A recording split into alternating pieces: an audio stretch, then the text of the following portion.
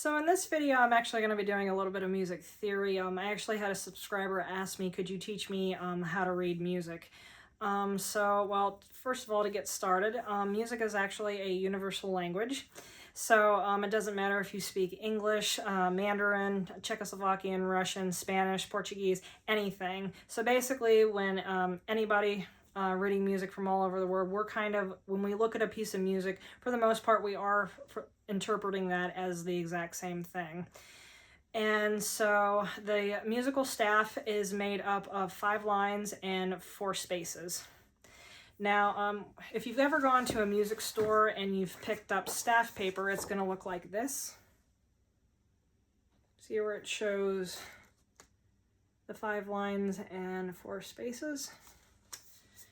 Now, obviously, looking at this, it's blank, so it doesn't mean anything. It's not until we add what's called a clef sign on it that we can actually put down our notes to actually start writing music. So in music, there are actually 4 different types of clefs. They are the treble clef, the bass clef, the alto clef, and the tenor clef. For flutes, we use the treble clef as well as all upper woodwinds.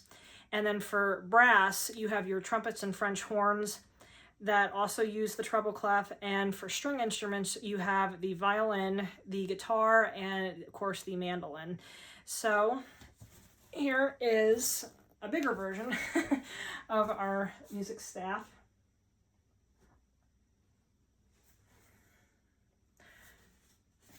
And I'm going to go ahead and draw the treble clef on it. It's also nicknamed the G clef, and there's a reason for that, so we're going to get to that in just a little bit. So to draw a treble clef, we are going to go ahead and make what looks like a J. And then we're going to go off to the side here and kind of swerve and kind of like make a little bit of a half a circle between the first 2 lines here. You're going to come down a little bit slanted diagonally with the 3rd line, and then you're going to make a circle around your 2nd line from the bottom here. And that is what the treble clef looks like. Now in the treble clef, I'll do our lines first. So the lines in the treble clef are going to be E. We'll start from the bottom, work for the way top. So your first line down here at the bottom is going to be an E.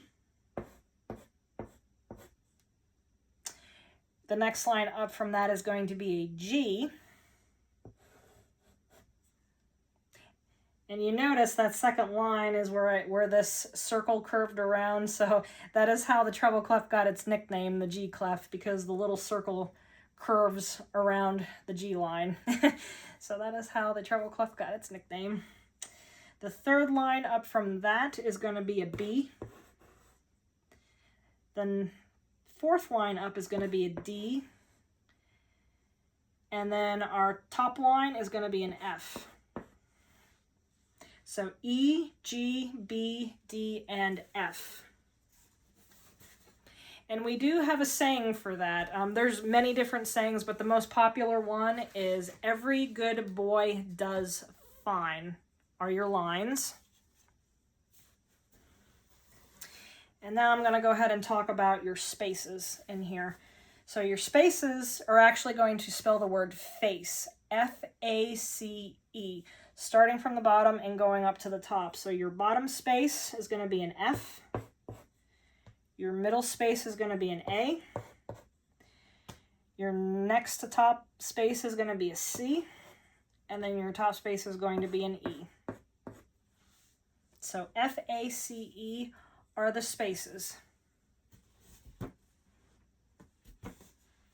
And then here is that saying, every good boy does fine, are the lines, and F-A-C-E are your spaces.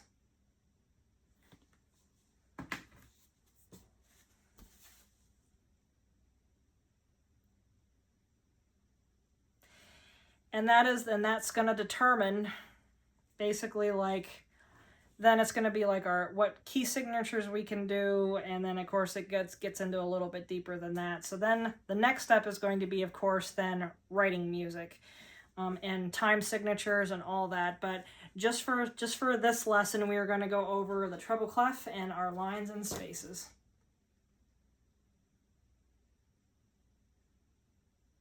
And that concludes our lesson with that. Thank you very much, and good luck.